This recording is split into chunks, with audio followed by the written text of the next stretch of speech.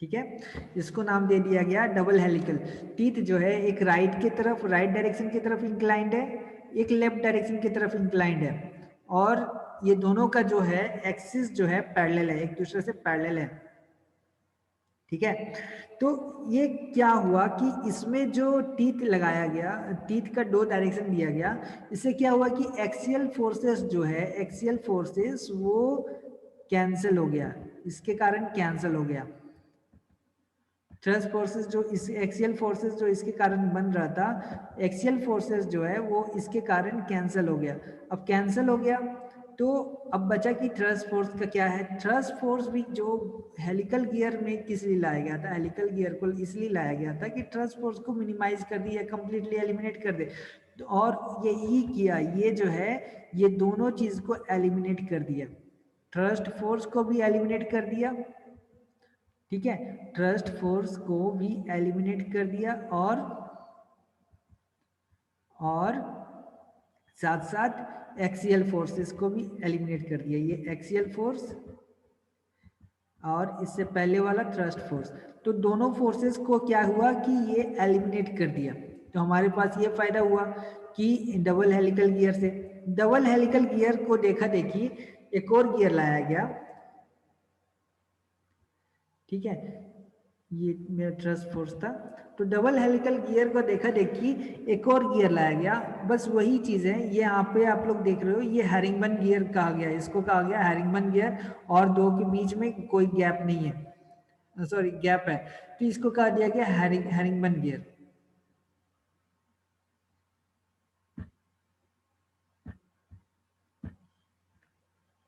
अब इसके बाद हम लोग समझते हैं कि ये सारा जो है पैरेलल शाफ्ट है। अब पैरेलल शाफ्ट हमारे पास ये हुआ,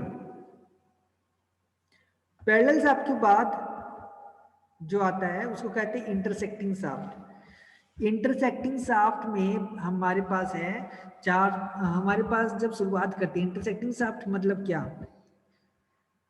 एक शाफ्ट को मान लो ये पहला शाफ्ट है, ये वाला पहला शाफ्ट है, इस शाफ्ट को क्या किया गया, परपेंडिकुलर दूसरे शाफ्ट से, second shaft, this one is the second shaft, perpendicular रखा गया, एक शाफ्ट को दूसरे शाफ्ट के परपेंडिकुलर में रखा गया। ठीक है, यहां पर एक शाफ्ट को दूसरे शाफ्ट के परपेंडिकुलर में रखा गया, एक्सिस, दोनों का एक्सिस आप लोग देखो, इसका एक्सिस देखो और इसका एक्सिस देखो, दोनों का एक्सिस जो है एक दूसरे से क्या है, परपेंडिकुलर है, यहां पर एक दूसरे से परपेंडिकुलर है, एक दूसरे से जो एक्सिस है ये परपेंडिकुलर है, और क्या हो रहा है कि यहाँ पे इंटरसेक्ट कर रहा है, यहाँ पर इंटरसेक्ट कर रहा है।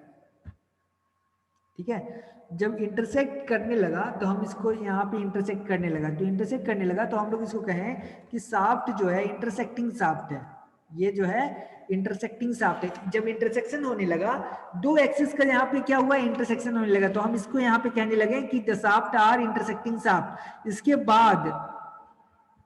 इसके बाद हम अब समझेंगे कि इसमें कौन सा गियर होता है, इसमें कौन सा गियर फिट बैठेगा। तो पहला जो टर्म हमारे पास नाम है उसको कहते हैं बेवल गियर, पहला जो नाम है हमारे पास उसको कहेंगे बेवल गियर। ठीक है, पहला जो नाम है हमारे पास उसको कहते हैं बेवल गियर, और समझते हैं बेवल गियर है क्या। सबसे पहले समझते हैं बेवल गियर क्या है। याद रखना ये हमारे पास जो हम लोग अभी यूज कर रहे हैं वो है इंटरसेक्टिंग शाफ्ट, पैरेलल शाफ्ट हो गया, इंटरसेक्टिंग शाफ्ट के बारे में हम लोग अभी समझेंगे। तो इंटरसेक्टिंग शाफ्ट में क्या है,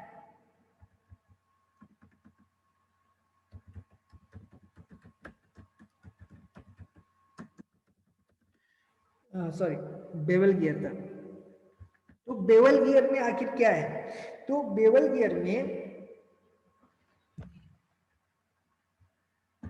गियर में आप लोग देखोगे कि एक इसका एक्सिस ले लो, ठीक है, इस गियर का एक्सिस ले लो और इस गियर का एक्सिस ले लो, दोनों जो एक्सिस है वो क्या कर रहा है, इंटरसेक्ट कर रहा है, एक्सिस क्या कर रहा है, इंटरसेक्ट कर रहा है, यहाँ पे इंटरसेक्ट हुआ, तो इसको कहते हैं इंटरसेक्टिंग शाफ्ट। अब इसमें समझते हैं कि इसका बेवल गियर का टीथ कैसा होगा। बेवल गियर का टीथ जो होगा वो स्ट्रेट होगा, वो कंप्लीटली स्ट्रेट होगा, बेवल गियर का जो टीथ है वो कंप्लीटली स्ट्रेट रहेगा, यहाँ पर आप लोग देखो ये टीथ है, ये कंप्लीटली स्ट्रेट है, टीथ जो है ये स्ट्रेट है, तो इसको कहते हैं, इस टाइप के गियर्स को हम लोग कहते हैं बेवल गियर। लेकिन जब बात हुआ था कि बेवल गियर और स्पर गियर में हम लोग कहें कि स्पर गियर को और बेवल गियर के से कंपैरिजन करें, तो जिस तरह से स्पर गियर में हमारे पास क्या था कि स्पर गियर में हमारे पास ये था कि उसमें जब भी कांटेक्ट बनता है तो लाइन मतलब मेसिंग प्रॉपर होता है, लाइन पहले मतलब कंप्लीट मेसिंग हो रहा है एक साथ, एक गियर का कंप्लीट, एक गियर का टूथ का दूसरा गियर से टूथ के साथ, मान लो ये गियर 1 है, this one is the gear 2, the tooth are meshed complete, there is a complete mesing between the first between the tooth of the two gears, ठीक है। तो यहाँ पर क्या हुआ कि ये जो मेसिंग हुआ, यहाँ पर जो मेसिंग हुआ, ये मेसिंग होने के कारण क्या हो रहा है, ये मेसिंग होने के कारण अगर हम इसको धीरे धीरे इस गियर का स्पीड बढ़ाएं, इसका रोटेशन बढ़ाएं, ठीक है, इस गियर का हम सोचो कि इस गियर का हम रोटेशन बढ़ा रहे हैं, तो इसको रोटेट करने के लिए तो क्या होगा, जैसे जैसे जल्दी जितना जल्दी स्पीड बढ़ेगा, जैसे जैसे स्पीड बढ़ेगा वहां से ये आवाज इसमें भी नॉइजी होने लगेगा। इसमें भी एक प्रॉब्लम वही आया जो स्पर गियर में आया था, वो भी नॉइज का। तो ये क्या हुआ, ये नॉइजी होने लगा, इसमें प्रॉब्लम आया नॉइज का, ठीक है। तो ये नॉइजी होने लगा, यहाँ पे नॉइजी होने लगा, तो इसको रिड्यूस करना है, ये नॉइजी प्रॉब्लम को, नॉइज जो यहाँ पे प्रोड्यूस हो रहा था ये नॉइजी होने लगा था, ये क्या कर रहा था कि आवाज होने लगा था। तो we have to reduce the noise produced during the high speed revolution of the bevel gear। तो यहां पर सोचा गया कि इसका अल्टरनेट उपाय क्या होगा, ठीक है, यहां पर सोचा गया कि इसका अल्टरनेट उपाय क्या होगा कि इसका नॉइज को कंप्लीटली रिड्यूस कर दिया जाए। तो नॉइज को रिड्यूस करने के लिए, नॉइज को रिड्यूस करने के लिए एक गियर को लाया गया जिसको कहते हैं स्पाइरल बेवल, ठीक है। ये स्पाइरल बेवल ठीक उसी तरीके से है कि अगर हम हेलिकल गियर का बात कर रहे हैं तो ठीक उसी तरीके से हमारे पास स्पाइरल बेवल गियर आता है, ठीक है, हमारे पास ठीक उसी तरीके से स्पाइरल बेवल गियर आता है। अगर हम लोग बात करें, अगर हम लोग बात करते हैं, we are talking about the helical gear, तो ठीक उसी तरीके से बिल्कुल उसी प्रकार हमारे पास स्पाइरल बेवल गियर आता है, जिसमें जो टीथ रहेगा, the teeth of the spiral bevel gears, the teeth of the spiral bevel gears, ये टीथ रखो, the teeth of the spiral bevel gears are inclined, ठीक है, the teeth of the spiral bevel gears are inclined, ये देखो ये inclined है। ये किस लिए किया गया, ये नॉइज का इफेक्ट को रिड्यूस करने के लिए किया गया, इस टाइप के गियर्स को मार्केट में इंट्रोड्यूस किया गया, इसलिए कि ये नॉइज ही कम हो और हाई स्पीड पे हम इसको अप्लाई कर सकें। इसका मेन फंक्शन उस वक्त आता है जब हम इसका डिफरेंशियल का के रूप में इस्तेमाल कर रहे हैं, इसका मेन रोल डिफरेंशियल के रूप में इस्तेमाल करने का था, तो इसीलिए इसको इन्वेंट किया गया, ठीक है। तो ये आपका हो गया स्पाइरल बेवल। स्पाइरल बेवल के बाद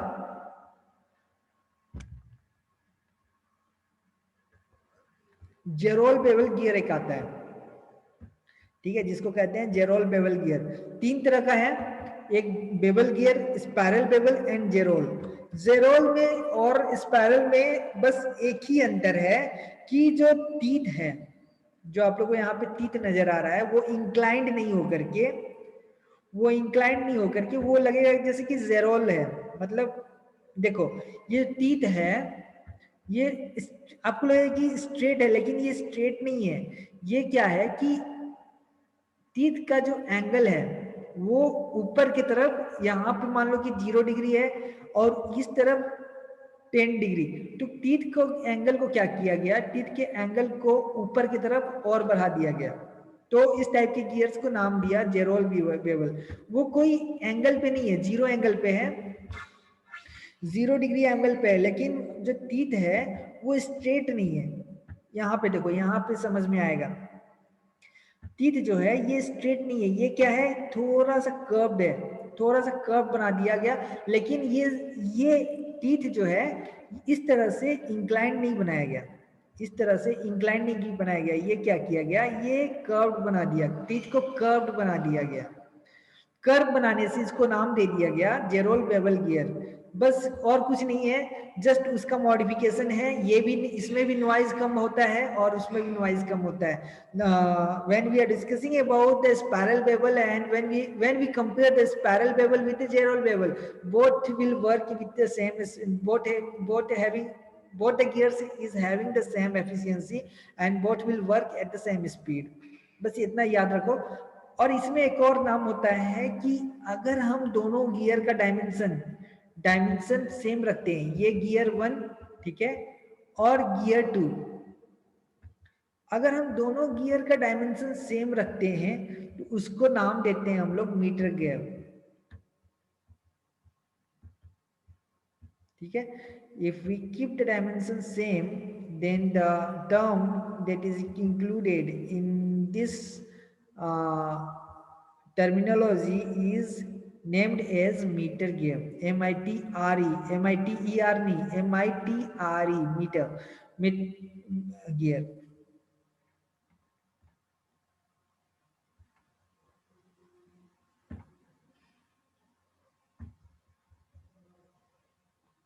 मीटर गियर के बाद एक और है जो कहते हैं उसको कि वो पैरेलल भी नहीं है और उसका शाफ्ट इंटरसेक्ट भी नहीं कर रहा है। ऐसा गियर जिसका शाफ्ट पैरेलल भी नहीं है और इंटरसेक्ट भी नहीं कर रहा हो, ठीक है, ऐसा गियर। तो ऐसा कौन सा गियर था जिसका शाफ्ट जो है पैरेलल नहीं रखा गया और इंटरसेक्ट भी नहीं करने दिया?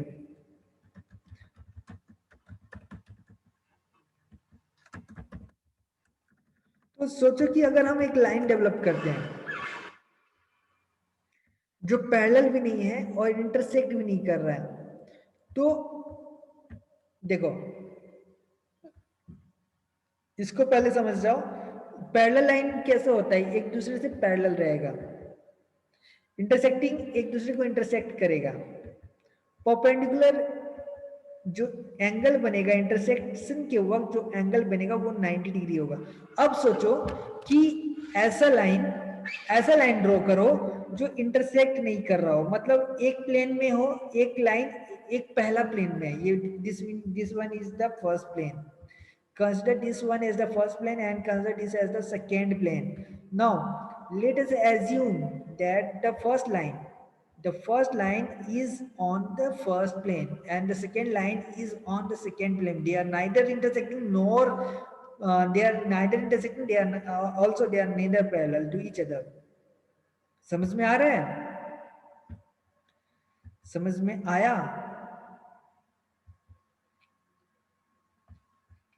ऐसा लाइन हम लोग ड्रॉ किए जो एक दूसरे से इंटरसेक्ट भी नहीं कर रहा है और पैरेलल भी नहीं है।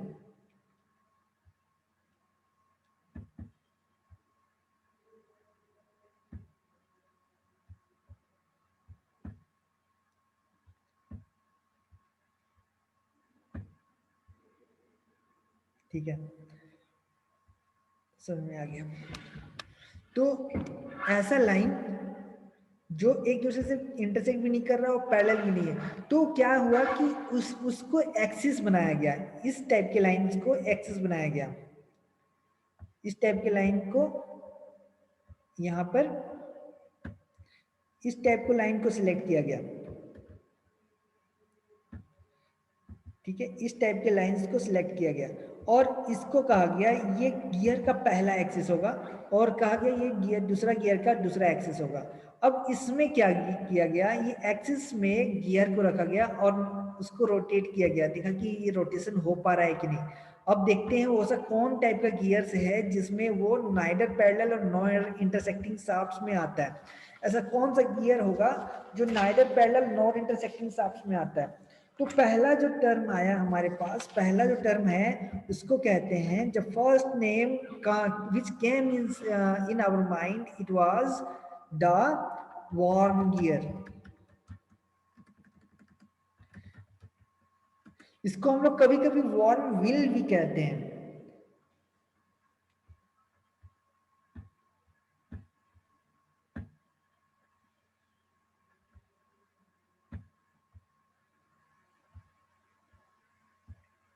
आवाज आ रहा है सभी को?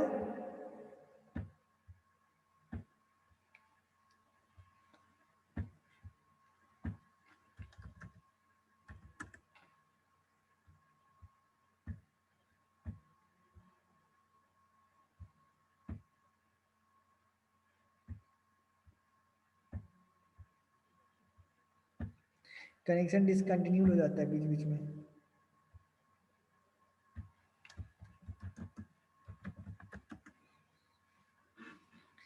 देखो ऐसा गियर जो पैरेलल भी नहीं है और इंटरसेक्ट भी नहीं कर रहा है, तो वैसा कौन सा गियर रखा गया?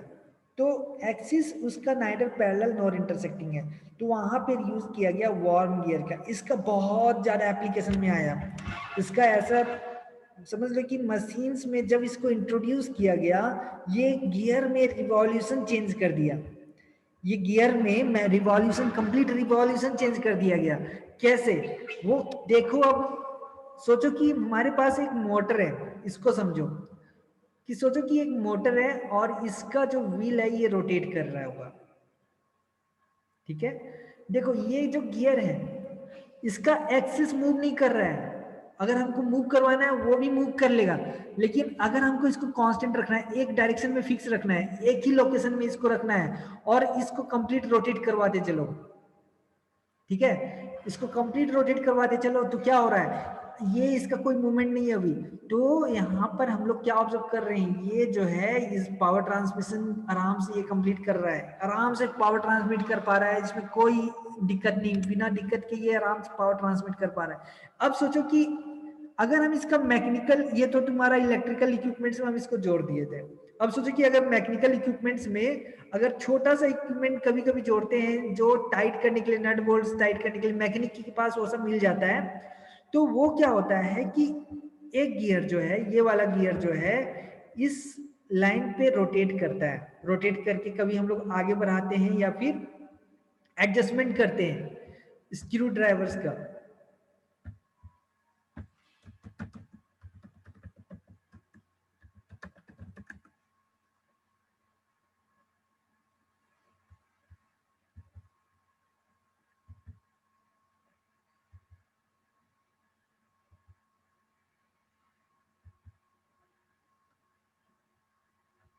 इमेज में नहीं आ रहा है, तो जनरली उसका होता है, छोटा सा एक इंस्ट्रूमेंट होता है जिसमें हम लोग खाली इसको रोटेट करते हैं, ये ऊपर वाले पार्ट को रोटेट करते हैं, उसके अकॉर्डिंगली जो ओपनिंग है, देखो यहाँ पे इसके अकॉर्डिंगली जो ओपनिंग है वो खुलता है, ताकि पकड़ जो है according to the size of the bolt हम लोग उसको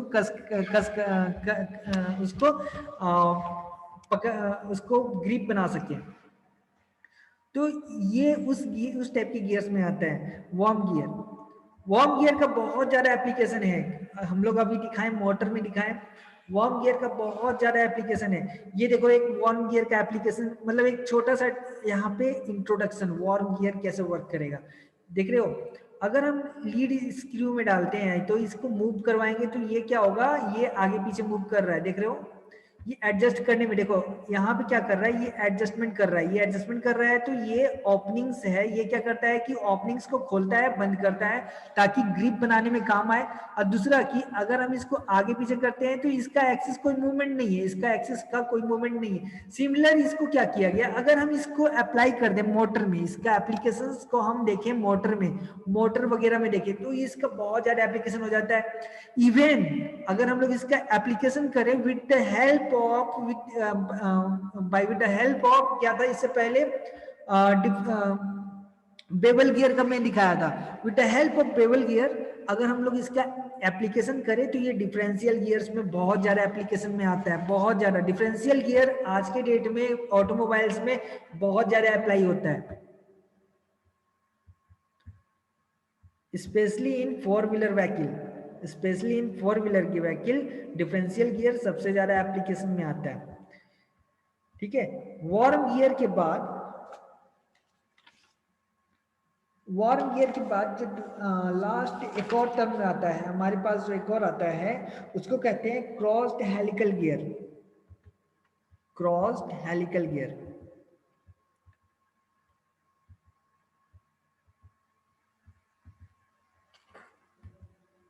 ठीक है, ये हो गया क्रॉस्ड हेलिकल गियर। तो वार्म गियर, यही दो गियर हैं जो बहुत ही एप्लीकेशन में है, यही जो है गियर था जो बहुत ज्यादा एप्लीकेशन में है, तो इसको कहते हैं क्रॉस्ड हेलिकल गियर। अब देखते हैं क्रॉस्ड हेलिकल गियर कैसा है। तो क्रॉस्ड हेलिकल गियर में आप लोग को जो दिख रहा होगा, दो हेल दो गियर का, मान लो कि ये हम एक गियर को पकड़ रहे हैं,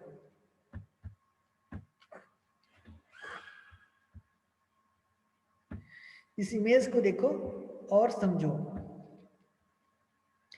इस इमेज को देख करके समझो कि यहाँ पे हो क्या रहा है। ये देखो कि इस गियर का एक्सिस जो है इस तरफ है, डिफाइंड है, और इस गियर का एक्सिस इस तरफ डिफाइंड है। मतलब यहाँ पर नाइडर पैरेलल नॉर इंटरसेक्टिंग का बात जो है वो फिट बैठ रहा है।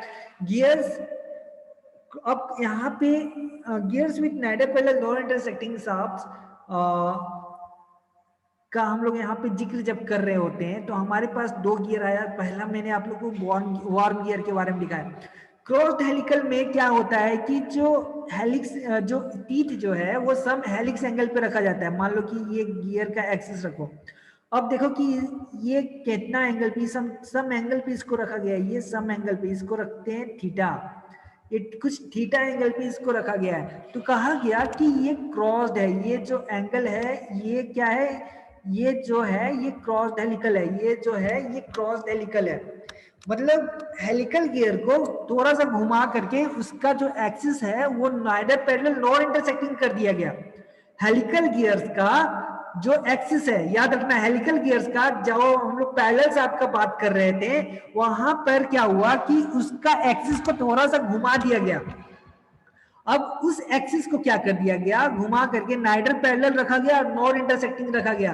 रखने के बाद उसको चेक किया गया कि क्या अब टर्निंग हो सकता है उसके थ्रू, ये गियर 1 के थ्रू गियर 2 का टर्निंग पॉसिबल है। तो देखा कि ये यार ये तो बहुत ही अच्छा इन्वेंशन मिल गया। तो यहाँ पे हुआ कि इसको कहा गया, इसको नया टर्म में डिफाइन किया गया, this is called, this can be classified under the nor intersecting nor neither parallel nor intersecting shaft. तो इस तरीके से यहाँ पे गियर्स का हम लोग क्लासिफाई कर पाए। इस तरीके से हम लोग क्या कर रहे हैं, गियर्स का क्लासिफिकेशन किए। इस तरीके से हम लोग क्या किए, गियर्स का क्लासिफिकेशन किए।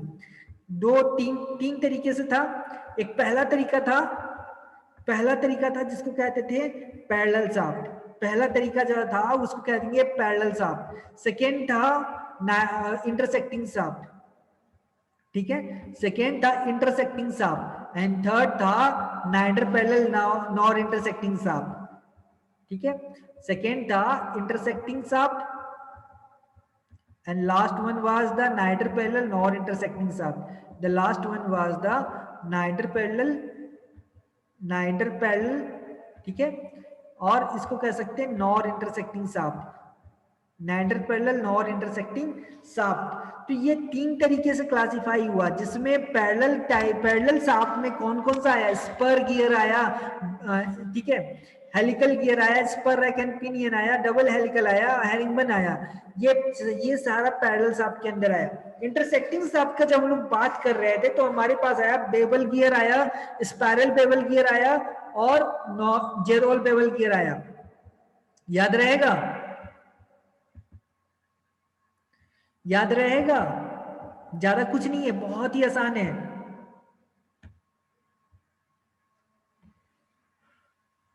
याद रहेगा ये चीज, turn.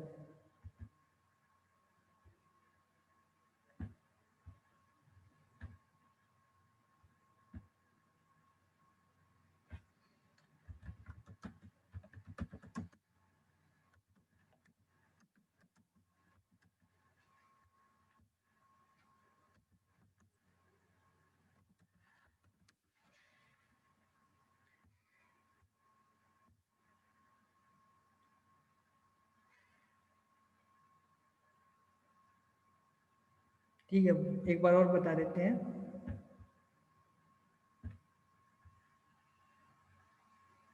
We will try to remember, याद करना ही पड़ेगा तुम लोगों को, याद कर लो, बहुत ही आसान है, कुछ नहीं है। देखो वीडियो भी डाल दूंगा, वहां पे वीडियो डाल दूंगा, आप लोग वीडियो देख करके रिकॉग्नाइज करना क्या हम बताना चाह रहे थे। यहाँ पर हम आप लोग को, यहाँ पे मैं आप लोग को 3 तरह का गियर्स के बारे में बताया। मैंने आप लोग को 3 तरह का गियर्स के बारे में बताया। पहला, the first one was the parallel gear, parallel shaft, the second one was the intersecting shaft, and the third one was the neither parallel nor intersecting shaft. ठीक है, the first one was the parallel shaft. The first one was the parallel shaft. In the parallel shaft, in the parallel shaft gears, the spur gear, spur rack and pinion, helical and double helical, और last में herring बन। ये 5 तरह का, 1 2 3 4 5 तरह का gear आया, spur, spur rack, helical, double helical and herringbone. ठीक है, ये 5 तरह का नाम आया आपको। जैसे ही हम इंटरसेक्टिंग शाफ्ट में जाते हैं तो हमारे पास 3 तरह का नाम आता है, 3 तरह का। इससे पहले 5 था, उसके बाद 3 हुआ। 3 में कौन कौन? बेवल, तीनों बेवल है। देखो तीनों बेवल गियर है, तीनों बेवल गियर है, बस नाम अंतर है। एक स्ट्रेट बेवल गियर जो है, इसको कभी कभी हम लोग स्ट्रेट बेवल भी कहते हैं। ठीक है, बेवल गियर को हम लोग कभी कभी स्ट्रेट बेवल भी कहते हैं, बेवल गियर को हम लोग कभी कभी स्ट्रेट बेवल भी कहते हैं। और स्पाइरल गियर क्या है, स्पाइरल बेवल क्या है? इंक्लाइंड है, एक्सिस जो है इंक्लाइंड है। ठीक है, टीथ जो है, सॉरी टीथ जो है एक्सिस से इंक्लाइंड है। स्पाइरल बेवल मतलब स्पाइरल से समझ जाना, टीथ एक्सिस से इंक्लाइंड होगा। जेरोल जो है टीथ एक्सिस से इंक्लाइंड नहीं है, लेकिन 0 डिग्री एंगल पे है। ठीक है, टीथ को 0 डिग्री एंगल पे उठा दिया गया है। तो इस तरीके से इसको इंटरसेक्टिंग शाफ्ट में डाला गया। इंटरसेक्टिंग शाफ्ट मतलब शाफ्ट का एक्सिस जो है वो इंटरसेक्ट कर रहा है। The axis of the two shafts, the axis of the two shafts are intersecting each other. If we consider this one as the first shaft and we consider this as the second shaft, the axis of the both shaft will intersect each other at a point. तो इसको कहते हैं intersecting shaft. Parallel shaft वो होता है जिसका axis जो है वो एक दूसरे से पैरेलल नजर आता है, वो एक दूसरे से एक ही डिस्टेंस पे नजर आएगा। ठीक है, वो एक दूसरे से एक ही डिस्टेंस पे नजर आएगा, तो उसको कहते हैं पैरेलल। इंटरसेक्टिंग कौन सा हुआ? जो एक्सिस है वो इंटरसेक्ट कर रहा होगा, तो उसको कहते हैं intersecting. Neither parallel nor intersecting, axis जो है इंटरसेक्ट भी नहीं कर रहा है और पैरेलल भी नहीं है। तो इस टाइप के वाले को कहते हैं, इस टाइप के गियर्स को कहते हैं नाइडर पैरेलल नॉर इंटरसेक्टिंग। याद रहेगा अब याद रहेगा सभी को? ठीक है,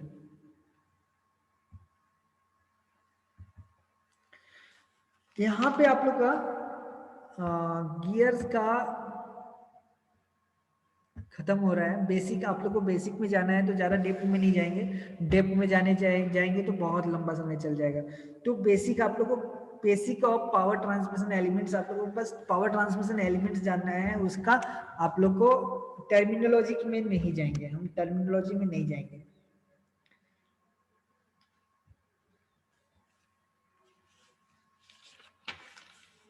ठीक है, टर्मिनोलॉजी में हम नहीं जाएंगे। और अब हम लोग आते हैं बेल्ट ड्राइव्स में। गियर ड्राइव यहाँ पे खत्म होता है और हम लोग मूव करते हैं, we are moving towards the belt drive. अब समझते हैं बेल्ट ड्राइव होता क्या है। जिस तरह से हम लोग बात कर रहे थे गियर का, तो गियर में आप लोग क्या देख रहे थे? गियर में आप लोग क्या देख रहे थे? कॉन्टेक्ट डिस्टेंस, सेंटर डिस्टेंस को।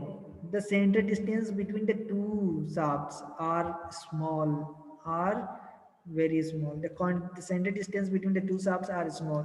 There is contact between the first and the second gear. ठीक है, there is always contact between the first gear and the second gear. यहाँ पे ये चीज हुआ। अब ये सोचो कि हम लोग क्या कर रहे हैं कि सोचे कि अगर पावर ट्रांसमिशन नजदीक से तो हो ही रहा है, नजदीक से अगर हम लोग कहें कि पावर ट्रांसमिशन को करना है, power transmission from one shaft to another, तो वो नजदीक में तो हो ही रहा है। अगर हम लोग क्या करें कि कांटेक्ट डिस्टेंस को बढ़ा देते हैं, यहाँ पे हम लोग क्या कर रहे हैं, कांटेक्ट डिस्टेंस को इंक्रीज कर देते हैं। नाउ लेट अस एज्यूम कि हम लोग यहाँ पे क्या कर रहे हैं कि कांटेक्ट डिस्टेंस को इंक्रीज कर रहे हैं, ठीक है। तो अब इसको देखो कि कांटेक्ट डिस्टेंस को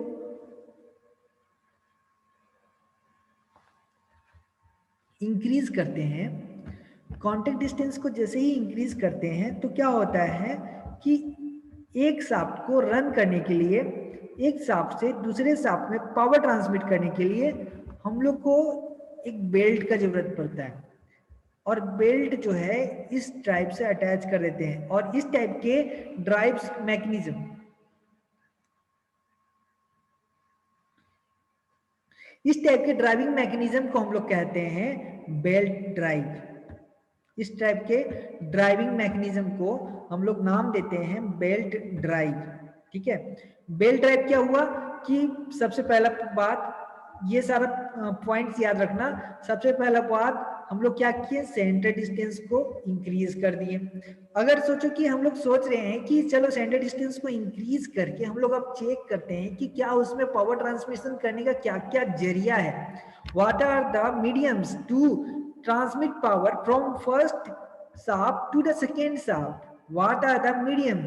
The first medium that come in our mind is the belt drive mechanism. This is the belt drive mechanism, ठीक है। belt drive, this is called the belt drive. अब ये बेल्ट ड्राइव में हमारे पास दो तरह का बेल्ट ड्राइव आता है, याद रखना हमारे पास दो तरह का बेल्ट ड्राइव आता है, एक ओपन एक क्लोज्ड। तो ओपन बेल्ट ड्राइव क्या हुआ और क्लोज बेल्ट ड्राइव क्या हुआ, जब बात कर रहे थे ओपन बेल्ट ड्राइव का, तो सॉरी यहां पे जब बात कर रहे थे ओपन बेल्ट ड्राइव का, तो ये इमेज को देखो,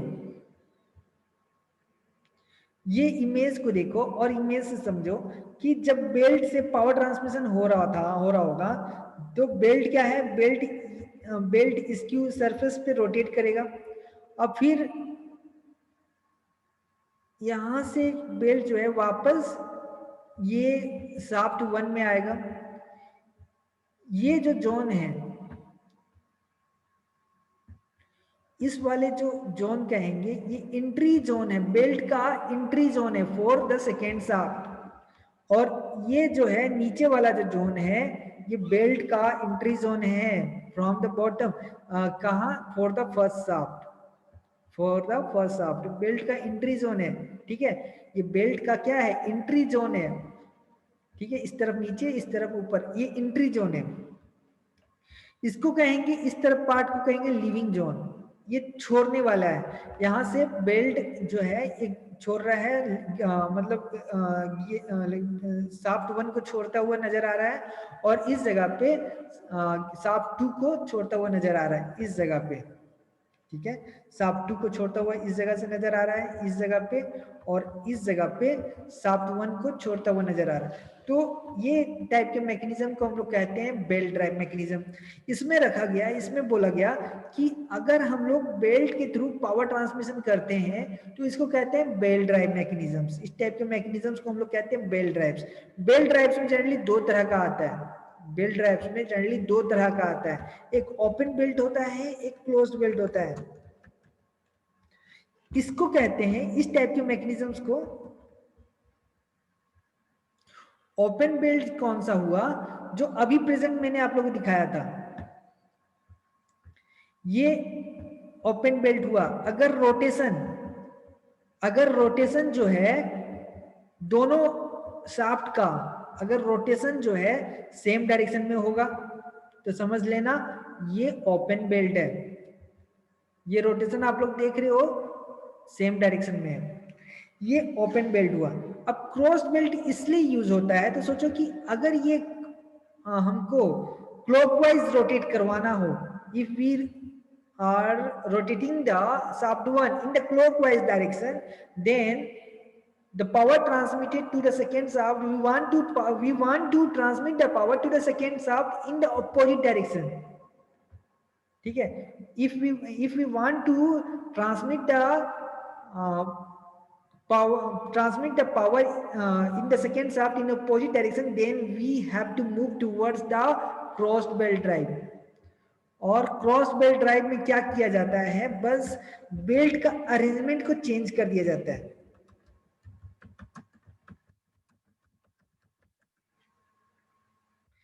क्रॉस बेल्ट ड्राइव में बेल्ट का अरेंजमेंट को चेंज कर दिया जाता है. देखो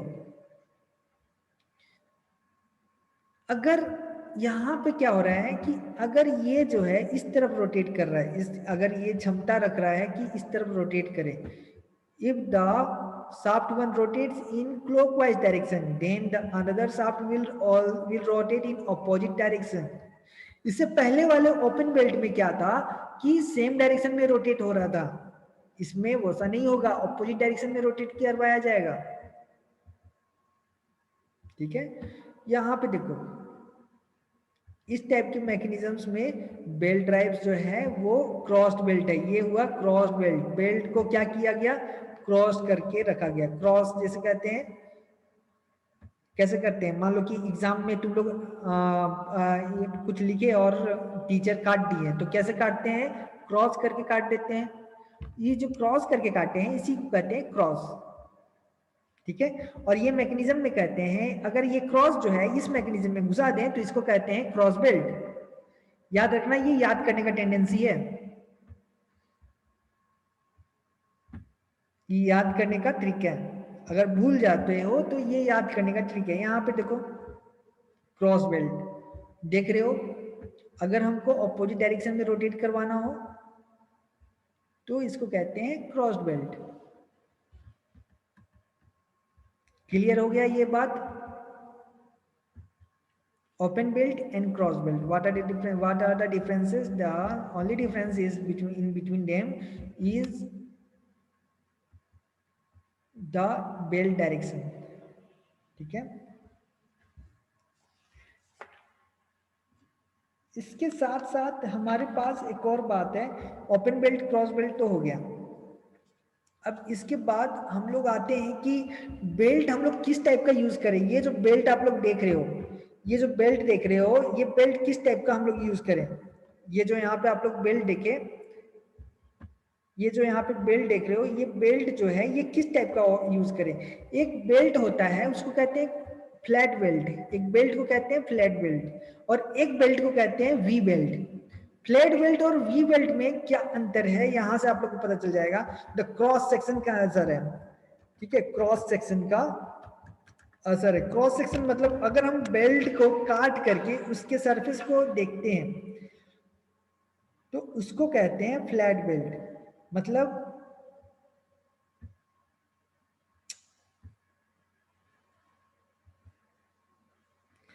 कि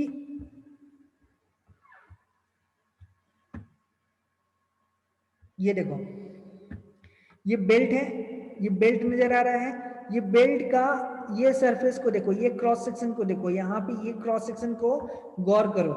ये क्रॉस सेक्शन जो है ये कैसा है, ये फ्लैट नजर आएगा. इस ठीक है, ये क्रॉस सेक्शन जो है रेक्टेंगुलर नजर आएगा. This cross section is in rectangular shape. ठीक है, इसको कहते हैं फ्लैट बेल्ट. अगर क्रॉस सेक्शन रेक्टेंगुलर नजर आता है तो हम लोग इसको नाम देते हैं फ्लैट बेल्ट. ठीक है, क्रॉस सेक्शन अगर रेक्टेंगुलर नजर आता है तो हम लोग इसको नाम देते हैं फ्लैट बेल्ट. अगर क्रॉस सेक्शन वी सेक्शन में बनता है, अगर क्रॉस सेक्शन वी टाइप का बनता है, अगर क्रॉस सेक्शन जो है वो वी टाइप का बनता है तो उसको कहते हैं वी बेल्ट. ये देखो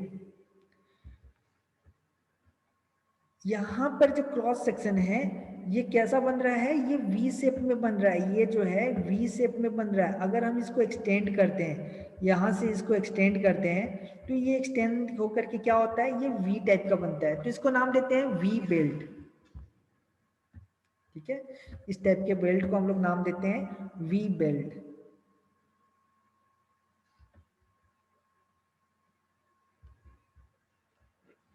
चलो अटेंडेंस डाल दो सब. समझ में आ गया सभी को?